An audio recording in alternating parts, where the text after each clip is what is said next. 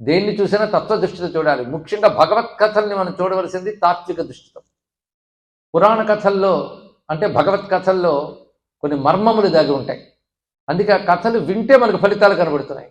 కొన్ని మంత్రాలు, కొన్ని యాగాలు చేస్తే వచ్చే ఫలితాలు ఒక కథా శ్రవణం వల్ల కలుగుతున్నాయి అని ఋషులు చెప్పడమే కాకుండా అనుభవంలో కూడా మనం తెలుసుకుంటున్నామంటే ఏమిటి ఆ కథలో దాగి ఉన్నాయని ఆలోచించవలసిన అంశం. ప్రతి పురాణ కథలో చూడవలసినది మొట్టమొదటి కోణం ధార్మిక కోణం. అంటే అందులో చెప్తున్న ధర్మం ఏమిటి మనం పరిశీలించాలి.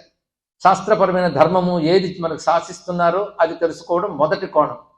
అంటే అంతకంటే మొదలు మరొక కోణం ఉందనుకోండి, సాహిత్య కోణం. ఇది ప్రథమంగా అందరికి వస్తుంది. నేను దాని గురించి ప్రస్తావన చేయట్లేదు. మంచి కవిత్వం విన్నా, మంచి భాష విన్నా ఒక ఆనందం కలుగుతుంది, అది సాహిత్య కోణం. ఇది ప్రాథమికం, ఇక్కడ తాగిపోకూడదు. తర్వాత దశ ధార్మిక కోణం అన్న ఇక్కడ.